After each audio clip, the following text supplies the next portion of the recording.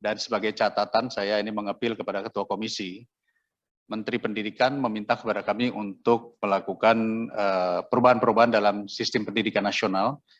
Tunda dulu Ketua, selesaikan dulu urusan guru ini.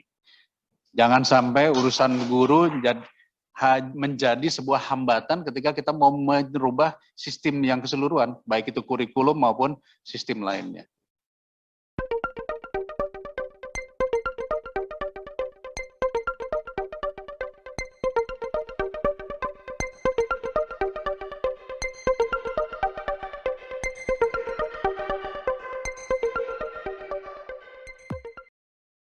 Saya pikir ini adalah sebuah momentum yang sangat baik sekali. Berawal ketika kami di Komisi 10 ini setiap hari mendengarkan keluhan dari para guru, dan kita juga bingung, ini kira-kira bagaimana caranya kita mencari titik temunya, karena mayoritas kami ini bukan pendidik langsung. Oleh karena itu saya teringat bulan Desember meminta Prof. Uni, Prof, saya bilang, tolong kalau bisa berikan kami rekomendasi dari para organisasi atau lembaga-lembaga pendidikan untuk mengevaluasi seleksi P3K ini.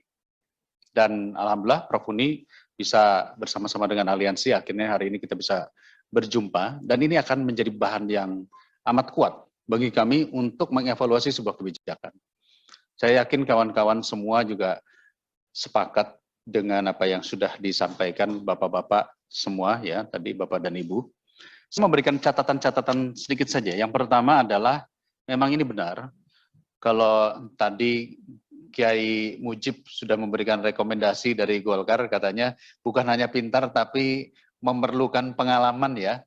Itu saya nggak ngerti apa tanda-tandanya, kayaknya perlu apakah ada penggantian atau apa, saya nggak ngerti itu ya. Yang dimaksud gitu ke arah sana.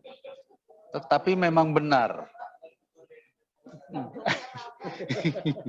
Memang benar kalau kita perhatikan masalah pendidikan ini bukan hanya soal sistem, bukan hanya soal kualifikasi, tapi ada soal human, empathy, and sympathy.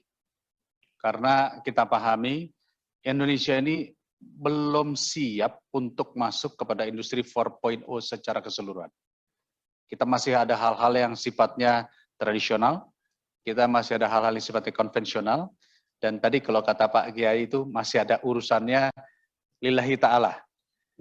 Jadi sumbangsihnya lebih besar ketimbang kualifikasinya.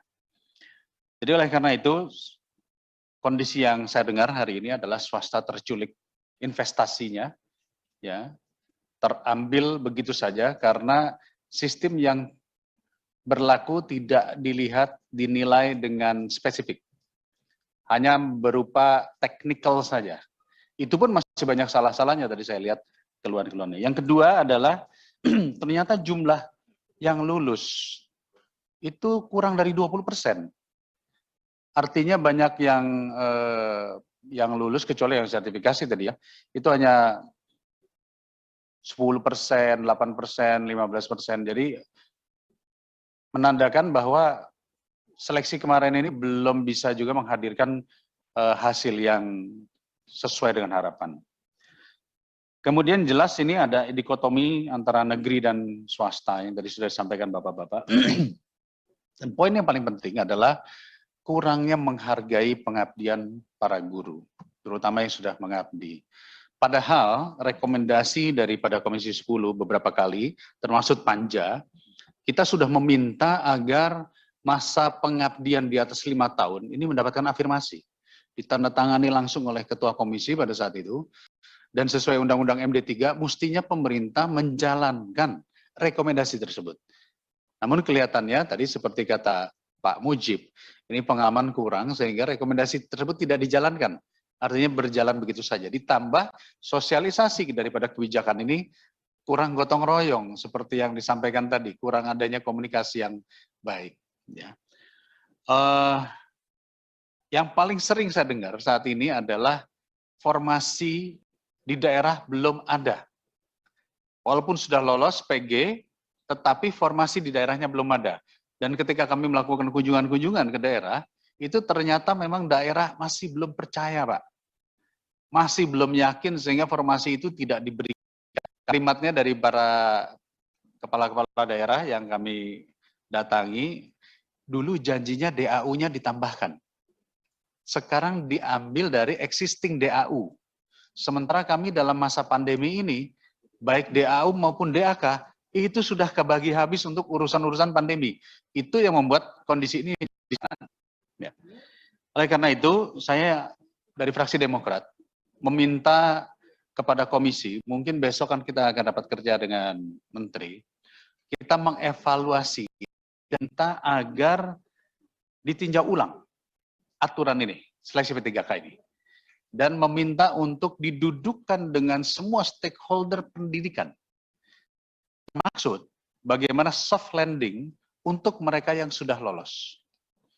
Dan mengembalikan bagi para guru-guru swasta yang terambil kembali bertugas di sekolahnya.